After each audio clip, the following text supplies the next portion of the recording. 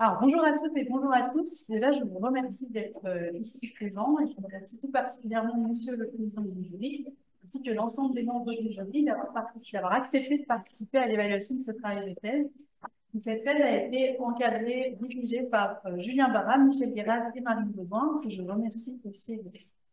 Cette thèse a porté sur l'effet de Proteus, c'est-à-dire l'étude des performances motrices et cognitives en situation d'incorporation d'avatar. Donc, l'effet de Proteus se définit comme un phénomène de conformisme aux attentes associées aux caractéristiques d'un avatar que l'on utilise.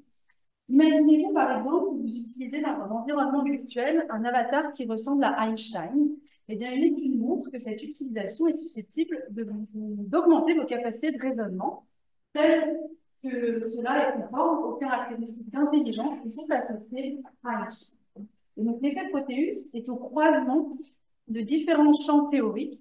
Tout d'abord, il repose sur l'utilisation d'un avatar. Un avatar correspond à la représentation numérique d'un individu dans un environnement virtuel.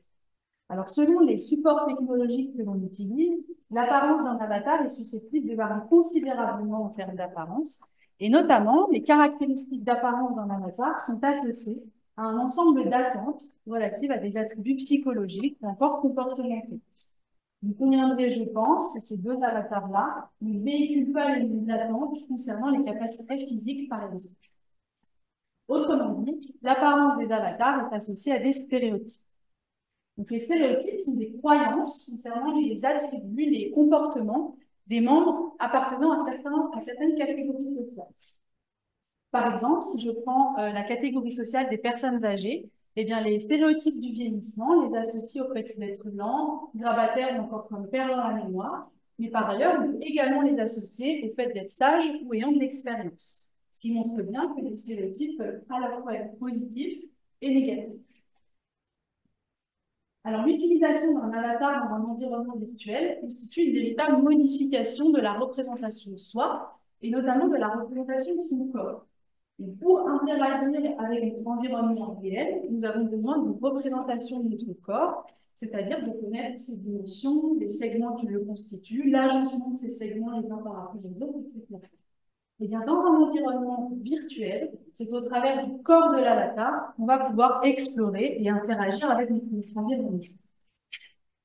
Alors, ce qui nous permet de déplacer temporairement notre conscience corporelle sur le corps de l'avatar, c'est le fait que la représentation corporelle est totalement flexible. C'est-à-dire qu'elle ne correspond pas à une copie parfaitement fidèle de notre corps. C'est-à-dire qu'il peut exister des déviations entre la représentation que l'on se fait de notre corps et les frontières de notre corps d'origine.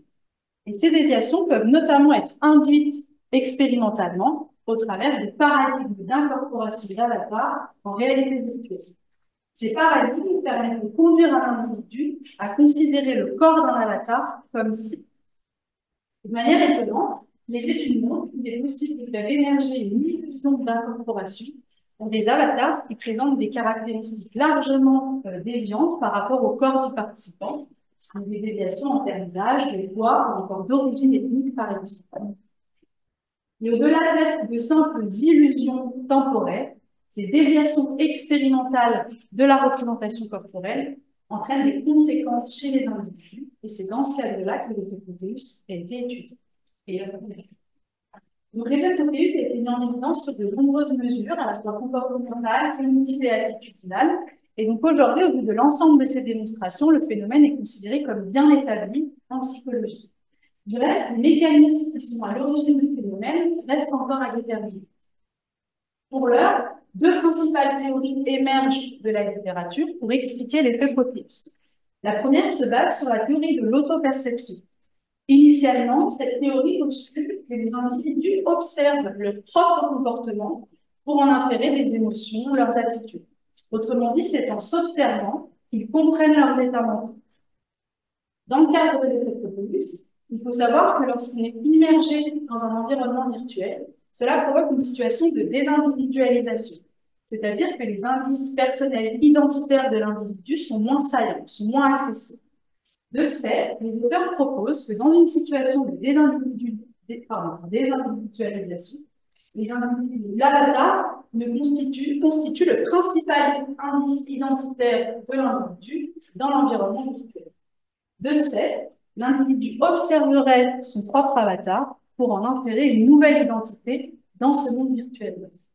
Ainsi, l'effet Proteus, selon cette théorie, est vu comme un phénomène de conformisme à une nouvelle identité inférée à partir de l'avatar. Alors, selon cette explication théorique-là, l'effet Proteus, l'avatar est considéré comme la représentation du soi dans l'environnement virtuel.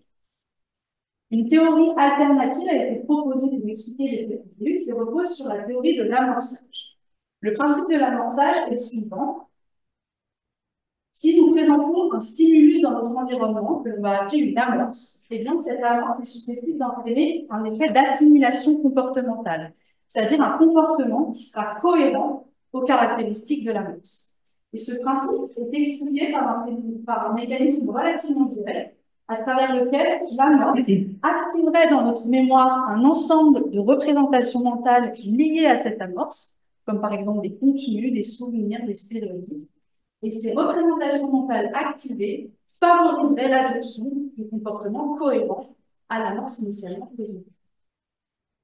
Encore un exemple, si je vous présente une amorce relative au vieillissement, c'est susceptible d'activer dans votre mémoire un ensemble de représentations mentales telles que les stéréotypes du vieillissement, donc les concepts de lenteur ou de sagesse, par exemple, favorisant ensuite l'adoption de comportements cohérents au vieillissement, comme un ralentissement de la vitesse de marche. Pour revenir dans le cadre de l'effet Proteus, ici, l'avatar constituerait une amorce dans l'environnement virtuel, activant ainsi un ensemble de stéréotypes, des stéréotypes associés aux caractéristiques de l'amorce, entraînant ensuite un effet d'assimilation comportementale qui, dans le cadre de l'environnement virtuel, traduirait un effet Proteus. Alors, à la différence de la théorie de l'autoperception, selon la théorie de l'amorçage, l'avatar n'a pas besoin d'être considéré comme une représentation du soi dans l'environnement virtuel. C'est une simple amorce situationnelle, comme tout indice de notre environnement. Donc, pour l'heure, l'effet Proteus est discuté au regard de ces deux théories-là. En revanche, les preuves empiriques manquent encore pour les départager, ne serait-ce que pour attester de l'intervention de l'un ou l'autre de ces mécanismes dans l'apparition de l'effet Proteus. Toutefois, pour essayer d'apporter des éléments de compréhension au phénomène, les chercheurs se sont intéressés à identifier des modérateurs à l'apparition du phénomène. Il a été proposé que l'incorporation, que j'évoquais tout à l'heure, c'est-à-dire le fait de considérer le corps de l'avatar comme étant sien, ne constitue pas simplement un paradigme expérimental sous lequel l'effet Proteus est susceptible d'apparaître, mais pourrait constituer un véritable processus modérateur à l'apparition de l'effet Proteus. Il faut savoir que le phénomène d'incorporation est favorisé par le fait d'avoir l'association de posséder le corps de l'avatar, de le contrôler ou encore de l'habiter. Eh bien, certaines études montrent en effet que l'effet Proteus est parfois identifié lorsque les individus ont le contrôle sur leur avatar, alors qu'il n'est pas présent lorsque les individus n'ont pas le contrôle dessus. Par ailleurs, les études montrent un effet Proteus plus fort chez les participants qui rapportent avoir eu fortement la sensation de posséder le corps de l'avatar. Donc, sur la base de ces éléments empiriques, il a été proposé que le processus d'incorporation était un modérateur de l'effet Proteus. Mais à nouveau, les preuves sont encore peu nombreuses et peu robustes pour véritablement attester de cette hypothèse. Donc, c'est une question qui nous a semblé intéressante à investiguer dans le travail de cette étude. Justement, dans ce travail de thèse, nous avons cherché à approfondir la compréhension des mécanismes sous-jacents à l'effet Proteus. Et pour cela, et pour aussi étendre les investigations sur le phénomène, nous nous sommes inscrits dans l'étude de l'effet Proteus sur le fonctionnement moteur et sur les performances cognitives. Et donc, nous présentons 4 des 6 études que nous avons menées. Alors, initialement, pour mener à bien nos objectifs, il nous fallait un protocole robuste et réplicable nous permettant de mettre en évidence l'effet Proteus. Ainsi, nous nous sommes demandé si le comportement moteur ne pouvait pas être impacté si nous utilisions un avatar associé à des caractéristiques physiques, elles-mêmes associées à des stéréotypes négatifs sur le fonctionnement moteur. Nous nous sommes plus précisément demandé si incorporer un avatar associé à véhiculant des stéréotypes négatifs relatifs aux performances physiques entraînait une réduction des performances physiques. Dans votre première étude, nous avons proposé l'incorporation d'un avatar âgé, car comme je l'ai précisé tout à l'heure, les adultes âgés sont associés à des stéréotypes largement négatifs concernant leur performance physique. Par ailleurs, nous allons souhaiter approcher l'étude du fonctionnement moteur au travers d'une tâche d'imagerie motrice qui correspond à une simulation mentale du mouvement sans production réelle. Nous avons souhaité étudier l'imagerie motrice car elle partage des caractéristiques cérébrales, neurovégétatives et comportementales qui sont communes à la production motrice réelle. Par exemple, nous mettons un temps relativement similaire pour effectivement réaliser un mouvement que pour simuler ce mouvement mentalement. Par ailleurs, l'imagerie motrice a l'avantage de n'impliquer aucun mouvement réel, ce qui permet d'une part de facilement réaliser cette tâche lors d'une immersion en réalité virtuelle. Ensuite, cette tâche n'implique aucun retour sensoriel de l'action motrice. Nous faisions en effet l'hypothèse que si j'incorpore un avatar âgé, eh bien lorsque je vais réaliser réellement un mouvement, je vais avoir des retours sensoriels davantage cohérents au fait d'être jeune qu'âgé, ce qui pourrait altérer la sensation de posséder un corps âgé le temps de l'immersion. Dans cette étude 1, nous nous sommes questionnés sur l'impact de l'incorporation d'un avatar âgé plutôt que jeune sur les performances de l'imagerie motrice. Dans cette première étude, les participants étaient immergés en réalité virtuelle grâce à un casque. Vous avez une représentation ici. Vous voyez ce que voyait la participante dans le casque, dans l'écran positionné juste à côté d'elle. Vous pouvez également le voir dans l'image en dessous. Donc, dans cet environnement virtuel, vous avez systématiquement un avatar âgé et un avatar jeune. Cela permettait d'exposer systématiquement les participants au concept de vieillissement et de jeunesse. C'était une tentative pour nous d'essayer de contrôler un potentiel effet d'amorçage de stéréotypes de vieillissement sur la performance en imagerie motrice. Donc, au cours de l'immersion, les participants commençaient par réaliser une phase d'incorporation de l'avatar, ce qui permettait de faire émerger le sentiment de posséder l'avatar incorporé. Excusez-moi, j'ai oublié de préciser que les participants réalisaient du coup 2 sessions d'incorporation, 2 sessions expérimentales, chaque session expérimentale étant dédiée à l'incorporation d'un avatar, ici l'avatar âgé et à droite l'avatar jeune. L'émergence de ce sentiment d'incorporation était favorisée par l'immersion en première perspective dans le corps de l'avatar et par un couplage synchrone entre les mouvements de la participante et les mouvements de l'avatar. Ce qui signifie que les participantes exploraient l'environnement virtuel ainsi que leur corps virtuel depuis la perspective du corps de l'avatar et pouvaient également voir l'avatar bouger en temps réel avec ses propres mouvements. À la suite de cette phase d'incorporation, les participants réalisaient une tâche d'imagerie motrice qui consistait d'une part à bien visualiser la position d'une chaise placée dans le couloir virtuel, cette chaise pouvant être placée à 5 distances possibles par rapport à l'avatar. Ici, vous avez les représentations de la distance 2 et de la distance 5. Une fois que la chaise était bien visualisée, les participants étaient invités à fermer les yeux puis se représenter en train de se lever, marcher jusqu'à la chaise à une vitesse naturelle et s'y asseoir. Et j'ai enregistré du coup le temps que mettaient les participantes pour effectuer chaque essai d'imagerie. En dehors de cette phase d'immersion, les participants remplissaient divers questionnaires, et notamment un questionnaire visant à mesurer le sentiment d'incorporation de l'avatar, ainsi qu'un questionnaire visant à mesurer le degré d'adhésion au stéréotype du vieillissement. Au niveau des résultats sur le temps de déplacement en imagerie motrice, nous avons tout d'abord observé un effet de la distance. C'est-à-dire que plus la distance à parcourir était importante, plus les participantes mettaient de temps pour effectuer cette distance, ce qui est tout à fait cohérent à la littérature qui témoigne bien que les caractéristiques comportementales temporelles entre la production motrice et la simulation mentale sont similaires. Conformément à notre hypothèse, nous avons également observé un effet de l'avatar avec un temps de déplacement plus long lors de l'incorporation de l'avatar âgé plutôt que jeune. De manière intéressante, cet effet de l'avatar, donc cette différence entre ces deux conditions, était plus importante chez les participants qui rapportaient un fort sentiment d'incorporation de l'avatar âgé, et était également plus importante chez les participants qui présentaient une adhésion importante aux stéréotypes relatifs au vieillissement, c'est-à-dire qu'ils s'attendaient à un déclin important des caractéristiques d'équilibre avec l'avatar. Donc, cette première étude nous a permis de mettre en évidence un effet Proteus. Les participantes se sont en effet comportées en imagerie motrice de manière cohérente à leur stéréotype relatif au vieillissement. Sur la base de cette première étude, qui était plutôt encourageante, nous avons souhaité s'assurer de la robustesse de notre paradigme en proposant une étude de réplication conceptuelle. Nous souhaitions vérifier que nous retrouvions des résultats similaires de l'incorporation d'avatars associés à d'autres stéréotypes relatifs au comportement moteur. Nous avons ainsi proposé une étude très similaire, avec cette fois-ci 2 sessions d'incorporation, l'une dédiée à l'incorporation d'un avatar obèse, car c'est une population qui est également associée à des stéréotypes négatifs relatifs aux performances physiques, et également l'incorporation d'un avatar normé-pondéré. Donc, de manière similaire, nous avons retrouvé un effet de l'avatar avec cette fois-ci un déplacement plus long lors de l'incorporation de l'avatar obèse plutôt que normaux-pondéré. Donc, à nouveau, pardon, j'ai oublié de préciser que nous avons également retrouvé une interaction entre l'avatar et la distance, avec un effet de l'avatar d'autant plus fort pour les distances importantes, éloignées. Donc, cette étude nous a permis de confirmer à nouveau l'observation d'un effet Proteus sur le comportement moteur en imagerie.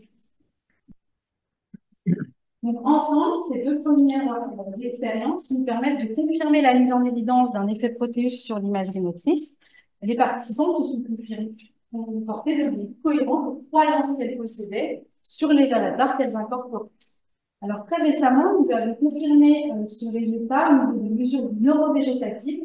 Nous souhaitions en effet tester si l'incorporation d'un avatar obèse plutôt que normopondéré s'accompagne d'une réactivité neurovégétative plus importante lors de la réalisation d'une tâche d'imagerie motrice qui consistait cette fois-ci à la simulation de montée d'escalier. De manière intéressante, nous retrouvons au début de la tâche une réactivité neurovégétative avec une augmentation de la ventilation pulmonaire lors de l'incorporation de l'avatar normopondéré, mais qui diminue au fil de la tâche, tandis que la ventilation pulmonaire reste élevée lors de l'incorporation de l'avatar obèse. Donc ensemble, ces résultats sont cohérents à la littérature qui montrent que l'incorporation d'un avatar associé à des stéréotypes négatifs a des répercussions sur le comportement moteur représenté et évalué. Ces 2 premières études sont également en faveur d'un rôle spécifique de l'avatar incorporé sur le changement comportemental, dans le sens où c'est vraiment lorsque nous étions incorporés dans l'avatar que nous observons un changement comportemental, comparativement à une situation où il était simplement présent et observé dans l'environnement. Donc cet élément nous invite donc à nous questionner quant au rôle spécifique de ce processus d'incorporation sur l'apparition de l'effet Proteus, qui, je le rappelle, était une question soulevée dans la littérature. C'est ainsi que, pour les expériences suivantes, nous nous sommes intéressés au rôle de l'incorporation sur l'effet Proteus. Nous faisons l'hypothèse qu'il était nécessaire de considérer le corps de l'avatar comme sien pour qu'apparaisse un effet Proteus. Dans cette expérience, nous avons donc comparé 3 conditions avec le temps de déplacement en imagerie motrice dans 3 conditions expérimentales. La première était une phase d'incorporation de l'avatar qui était similaire à celle des premières études, avec un avatar qui était vu depuis une perspective à la première personne et un couplage synchrone était proposé entre les mouvements de la participante et les mouvements de la participante. Dans cette situation, nous nous attendions à ce que le temps de déplacement en imagerie motrice soit le plus impacté par les caractéristiques du vieillissement, c'est-à-dire observer un temps de déplacement le plus long des 3 conditions. Dans une seconde condition, nous avons proposé une incorporation altérée de l'avatar. Dans cette condition, il était peu probable que les participants aient véritablement la sensation de posséder un corps âgé, car l'immersion s'effectue avec une perspective à la 3e personne, donc en dehors de l'avatar, et il n'y avait pas de couplage entre les mouvements de la participante et ceux de l'avatar, c'est-à-dire que l'avatar effectuait des mouvements, mais qui étaient préenregistrés et complètement découplés de ceux que réalisaient les participants. Et enfin, nous avons proposé une condition de contrôle dans cette étude où nous souhaitions enregistrer une vitesse de déplacement en imagerie motrice naturelle des participants. C'est-à-dire que nous avons proposé l'incorporation d'un avatar neutre en termes de caractéristiques liées à l'âge. Dans cette condition, nous nous attendions à ce que les caractéristiques du vieillissement n'impactent pas les fonctionnements moteurs des participants. Les participants réalisaient 3 sessions expérimentales, chacune étant dédiée à la complétion d'une des chaque condition de l'incorporation. Et à la suite de ces phases d'incorporation, les participants réalisaient une tâche d'imagerie motrice et remplissaient des questionnaires que je vous ai déjà présentés juste avant. J'ajouterai simplement que dans cette étude, nous avons ajouté un questionnaire qui visait à tester si l'effet Proteus s'accompagnait d'un changement de perception de soi.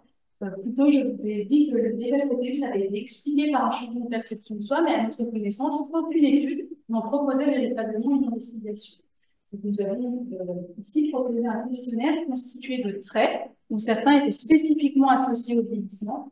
Et nous demandions aux participants, après chaque session expérimentale, d'indiquer dans quelle mesure elles considéraient que ces traits leur correspondaient. Au niveau des résultats, on est tout d'abord de s'assurer que nous avions bel et bien manipulé le sentiment d'incorporation des avatars. Conformément à notre hypothèse, nous avons observé que les participants rapportaient un sentiment d'incorporation de l'avatar neutre et de l'avatar âgé dans la condition d'incorporation totale satisfaisant.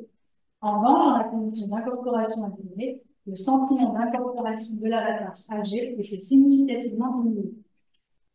Donc, ces éléments nous montrent que nous avons efficacement manipulé le sentiment d'incorporation des avatars. Au niveau des temps de déplacement en imagerie, cette fois-ci, nous avons, comme attendu, observé tout d'abord un effet Proteus sur le temps de déplacement en imagerie motrice, comme en témoigne le temps de déplacement significativement plus court dans la condition de contrôle que dans la condition totale de l'avatar âgé. Toutefois, surprenant vis-à-vis de nos hypothèses de départ, nous avons également, observé un effet Proteus dans la condition d'incorporation altérée. Donc, ces éléments nous montrent que nous avons observé un effet Proteus dans deux conditions expérimentales, indépendamment du fait de considérer le corps de l'avatar comme une classe. Au niveau de l'identification très relative au vieillissement, nous n'avons observé aucune différence significative entre aucune des conditions expérimentales, ce qui signifie que nous n'avons pas observé de changement de la perception soit explicite lors de l'incorporation dans l'avatar âgé. Ce qui peut expliquer cette absence de résultat, c'est la nature très explicite de notre questionnaire qui n'a peut-être pas permis de capturer un changement de fin de la perception de soi s'il existe. Donc, ensemble, ces résultats nous montrent que nous avons efficacement manipulé le sentiment d'incorporation de nos avatars sans que cela ait une quelconque influence sur l'apparition d'un effet Proteus. Alors, pour expliquer nos résultats, nous nous sommes interrogés sur les conditions auxquelles nous avons exposé nos participantes. Nous avons, il faut avoir en tête que dans chaque condition expérimentale, nous disions aux participantes que l'avatar âgé était leur avatar dans l'environnement virtuel. Ce qui pourrait suggérer que le simple fait de créer une association identitaire entre les participantes et l'avatar suffit à mettre en évidence, à conduire à l'apparition d'un effet Proteus. Et d'ailleurs, ce rôle de l'association identitaire entre l'avatar et les participants pourrait expliquer d'autres résultats de la littérature qui avaient jusqu'à présent été attribués au processus d'incorporation. En effet, dans une étude proche de la nôtre, Eve et Nelson avaient observé un effet Proteus lors de l'incorporation d'un avatar. Ils n'avaient pas observé d'effet Proteus dans une situation où l'incorporation était altérée. En revanche, si leurs conditions différaient en termes d'incorporation, elles différaient également en termes de relation identitaire à l'avatar. Dans la condition d'incorporation, l'avatar est présenté comme l'avatar des participantes, alors qu'il était proposé comme étant l'avatar d'autrui dans la condition d'incorporation altérée. Ensemble, ces deux études-là pourraient témoigner de l'apparition d'un effet Proteus dès lors qu'une association est créée entre les participantes et l'avatar, alors que l'effet Proteus n'apparaît pas lorsque l'association n'est pas créée. Nous nous sommes donc demandé si une association identitaire à l'avatar suffisait à l'apparition d'un effet Proteus. Et plus précisément, nous proposons que ces associations identitaires entraînent des répercussions à un niveau implicite, c'est-à-dire automatique et probablement en dessous du champ de la conscience. En effet, je rappelle que notre étude n'a pas permis de mettre en évidence un changement de perception de soi explicite, ni aucune autre étude à notre connaissance.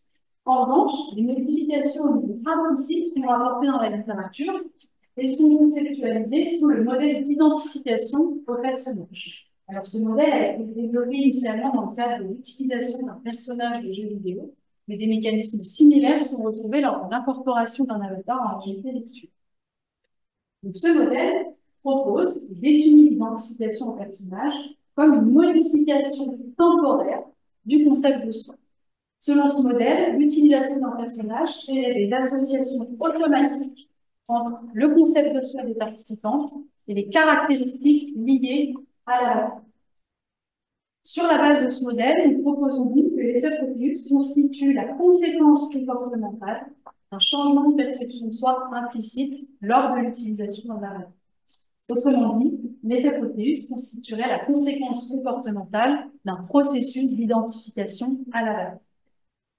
Alors, si cette conséquence comportementale n'est pas prédite dans le modèle d'identification de personnage, elle reste cohérente par rapport à la théorie sur laquelle repose ce modèle-là, c'est la théorie du concept de soi actif. Alors, cette théorie du concept de soi actif s'inscrit parmi les modèles d'amorçage comportemental indirect. Plutôt, j'ai évoqué les modèles d'amorçage comportemental direct en disant qu'une amorce favorise la mise en évidence, l'adoption d'un effet d'assimilation comportementale.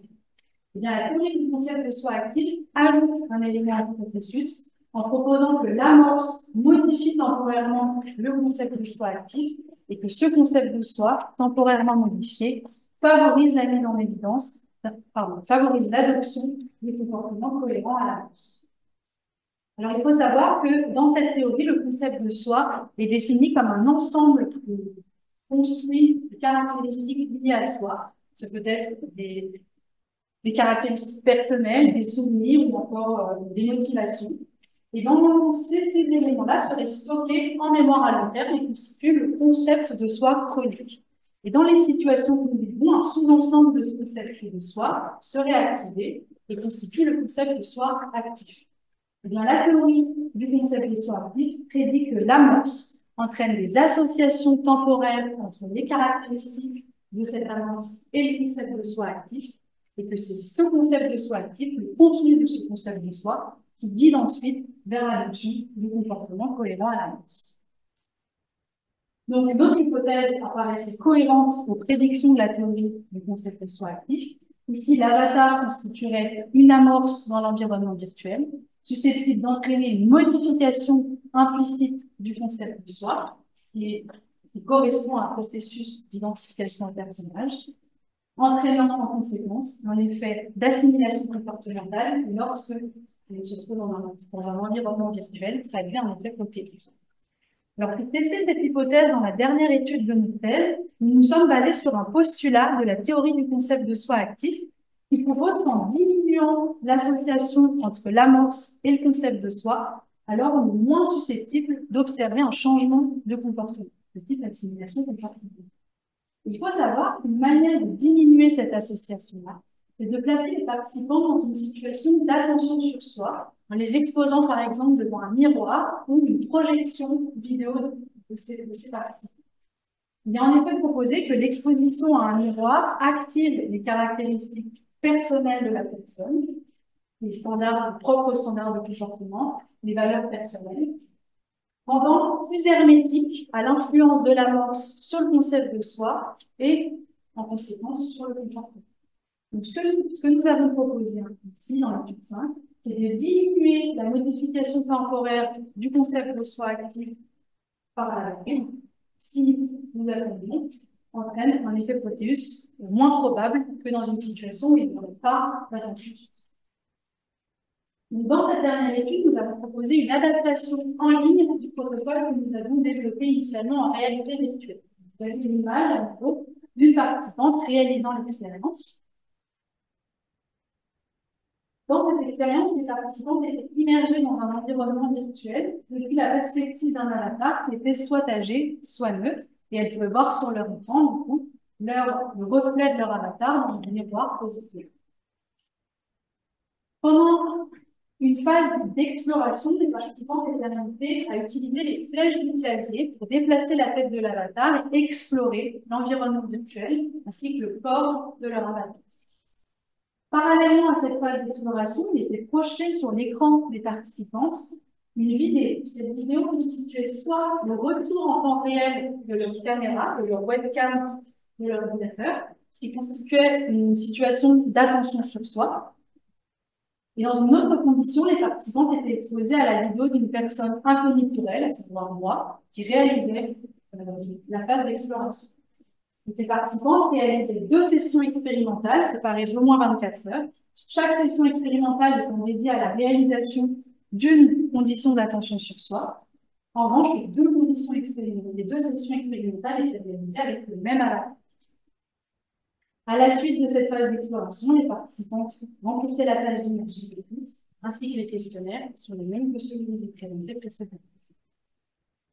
Au niveau des résultats, sur les temps de déplacement de l'image de piste, nous avons tout d'abord pas observé d'effet de l'avatar. Autrement dit, nous n'avons pas répliqué dans cette étude l'effet Proteus lors de l'incorporation d'un avatar âgé. Par ailleurs, nous n'avons pas observé l'interaction que nous attendions entre l'avatar et la situation d'attention sur soi, à savoir un effet plus fort en situation de non-attention sur soi plutôt que d'attention sur soi. Alors, il faut savoir que le protocole comporte une limite méthodologique qui est susceptible d'avoir participé à l'échec du protocole à répliquer l'effet Proteus. C'est-à-dire que nous avons proposé une adaptation en ligne d'un protocole initialement validé en réalité virtuelle. Donc, c'est possible que le protocole non immersif n'ait pas rassemblé ici les conditions optimales à l'apparition d'un effet Proteus. Alors, pour résumer les résultats de ces travaux, les premières études nous ont permis de montrer que l'incorporation d'un avatar associé à des stéréotypes négatifs relatifs aux performances motrices entraîne des répercussions sur le comportement moteur en imagerie motrice. Alors, ces éléments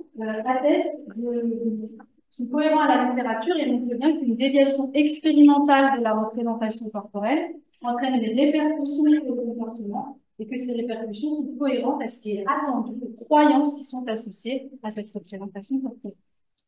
Alors, cet alignement entre le fonctionnement moteur et les croyances relatives à la représentation corporelle n'est pas sans rappeler celui que nous observons dans le cas de distorsion pathologique de la représentation corporelle. Chez les patients qui souffrent d'anorexie mentale, par exemple, au-delà du fait d'avoir des dimensions élargies de leur corps, ils se comportent effectivement comme s'ils avaient un corps plus gros. Donc, ces éléments peuvent questionner sur le fait d'envisager l'utilisation des paradigmes d'études de l'effet Proteus comme des situations de simulation des conséquences fonctionnelles de distorsion de la représentation corporelle. En revanche, pour ambitionner une telle utilisation des paradigmes de l'effet Proteus, il reste essentiel d'approfondir la compréhension des mécanismes sous-jacents. Et à ce sujet, les éléments du travail de thèse apportent des éléments de discussion à la compréhension des effets Proteus. Tout d'abord, nous avons observé un effet Proteus malgré l'exposition systématique des participants au contenu, aux avatars associés aux stéréotypes relatifs, négatifs relatifs au fonctionnement mental. Cet élément pourrait être interprété en faveur de l'intervention d'un mécanisme additionnel à celui de l'observation comportementale dans l'apparition du phénomène. En revanche, il est important de souligner aussi que nos études ne permettent pas d'identifier la nature de ce mécanisme et ne permettent pas non plus d'exclure complètement la possibilité que l'incorporation active davantage les stéréotypes en mémoire que la simple observation d'un avatar. Notre étude montre également un effet Proteus, l'apparition d'un effet Proteus, en faveur de l'apparition d'un effet Proteus, indépendamment du fait de considérer le corps de l'avatar comme sien. Donc cet élément vient questionner le processus d'incorporation comme étant un phénomène modérateur de l'apparition de l'effet Proteus. De manière intéressante, une série de récentes études qui ont tous cherché à tester le rôle du processus d'incorporation sur l'apparition d'un phénomène étudié en réalité virtuelle, apportent des éléments en faveur de l'absence d'une quelconque influence. Donc, ensemble, ces études nous poussent à repenser le rôle attribué au processus d'incorporation dans l'apparition des phénomènes que l'on étudie dans le cadre des paradigmes d'incorporation en réalité virtuelle.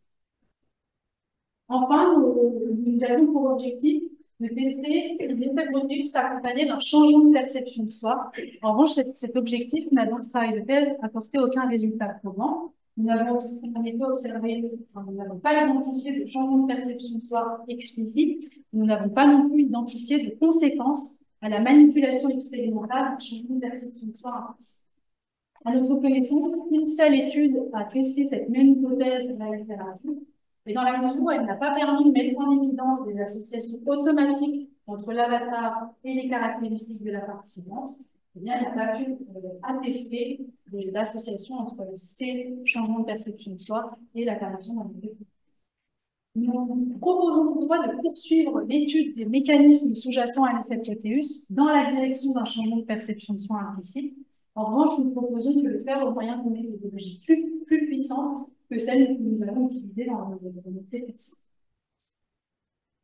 Alors, il apparaît que poursuivre l'étude de ces mécanismes a d'autant plus de sens dans la mesure où des applications prometteuses à ces paradigmes d'incorporation en réalité virtuelle sont d'ores et déjà proposées dans le cadre de la prise en charge clinique et psychosociale, et ceci pour des objectifs très larges. Nous observons dans la littérature des protocoles de prise en charge pour de la rééducation sensorimotrice après des AVC, par exemple, ou dans le cadre de distorsion de la représentation corporelle. Des paradigmes d'incorporation en réalité virtuelle sont également développés dans le cadre de la prévention et de la promotion des comportements de santé, ainsi que de l'entraînement aux habilités psychosociales chez les auteurs de comportements violents. Une société française repose d'ailleurs sur ce principe-là et propose des paradigmes d'incorporation en réalité virtuelle pour lutter contre les risques psychosociaux tels que le harcèlement. Et donc, ensemble, ces études semblent en faveur sont relativement encourageantes quant à l'efficacité de ces protocoles-là, mais il reste encore essentiel de creuser les mécanismes qui sont sous-jacents à ces changements comportementaux. Creuser ces mécanismes permettrait d'une part de mieux appréhender les conséquences qui peuvent être attendues de ce type d'application clinique et psychosociale, et d'autre part, pourquoi pas, d'en optimiser les bénéfices pour les individus qui sont concernés par ce type de prise en charge. Je terminerai en vous remerciant pour votre attention et en remerciant toutes les personnes qui ont ce travail de fait.